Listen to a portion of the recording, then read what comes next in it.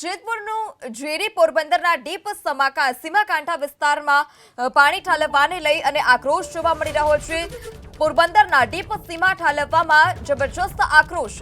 પોરબંદર જૂનાગઢ ગીર સોમનાથમાં સરકાર પ્રોજેક્ટનો વિરોધ। પોરબંદરના ખારવા સમાજના નિર્ણયના વિરોધમાં અડધા દિવસના બંધનું એલાન। ખારવા સમાજના બંધના એલાનને વેપારીઓનો જબરજસ્ત પ્રતિસાદ મળ્યો હતો।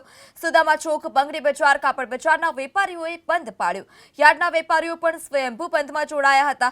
ગીર સોમનાથના વેરાવળમાં માછીમારોએ વિશાળ રેલી પણ યોજી।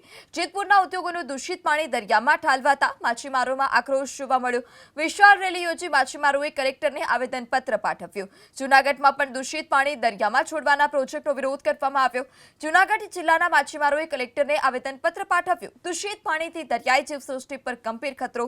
માંગરોળ, ચોરવાડ પંથકના માછીમારોએ કલેક્ટરને રજૂઆત કરી। કેમિકલયુક્ત પાણીથી માછલીઓના મોતની વ્યક્ત કરી ભીતિ।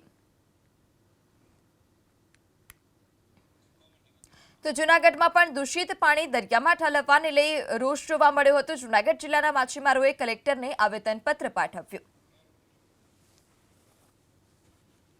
આ પાણી અમારે કોઈ લાયક નથી, ઢોર પીવા લાયક નથી, અને ઢોર બેહે તો સાંભળું દાજી જાય છે। આમાં જરીએ માણા હાથ પગ ધોવે તો ખદબદી જાય છે અને ચામડીનો રોગ થાય છે। અમારે આ પાણી બંધ કરવાની છે।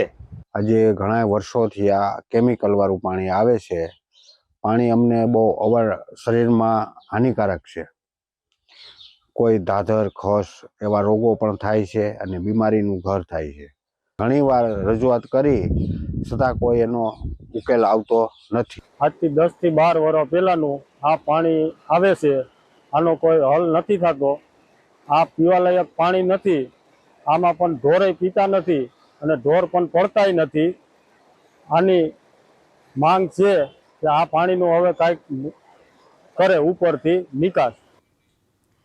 તો દૂષિત પાણી દરિયામાં ઠાલવવાને લઈ આક્રોશ જોવા મળી રહ્યો છે। પોરબંદર, ગીર સોમનાથ, જૂનાગઢમાં લોકોનો આક્રોશ જોવા મળ્યો હતો। આવેદનપત્ર પાઠવવામાં આવ્યું છે। વિશાળ રેલી યોજવામાં આવી હતી અને આ સરકારનો જે પ્રોજેક્ટ છે જેતપુરના ઉદ્યોગોનું દૂષિત પાણી દરિયામાં ઠાલવવાનું, તેને લઈ ખેડૂતોને પણ હાલ અત્યારે ડર સતાવી રહ્યો છે। માછીમારોમાં પણ ચિંતા છે કે દરિયાઈ જીવસૃષ્ટિ નાશ થશે। ત્યારે પોરબંદર, ગીર સોમનાથ અને જૂનાગઢમાં અલગ અલગ જગ્યા પર વિરોધ જોવા મળ્યો। કલેક્ટરને આવેદનપત્ર આપવામાં આવ્યો તો બંધ પાળી વિરોધ કરવામાં આવ્યો છે। આવેદનપત્ર પણ 23 તારીખે આ સમગ્ર મામલે આપવામાં આવ્યું હતું। તો 15 તારીખે વિશાળ રેલી યોજવામાં આવી હતી અને દરિયામાં આ દૂષિત પાણી ઉદ્યોગોનું ન ઠાલવવામાં આવે તેને લઈ વિરોધ કરવામાં આવ્યો। આજે બજારો સજ્જડ બંધ રહી હતી। સ્વયંભૂ વેપારીઓએ વિરોધમાં જોડાયા હતા અને બંધ પાળી તેઓએ વિરોધને સમર્થન આપ્યું। આવેદનપત્ર 23 તારીખે આપવામાં આવ્યું, જ્યારે 15 તારીખે વિશાળ રેલી પણ યોજવામાં આવી હતી।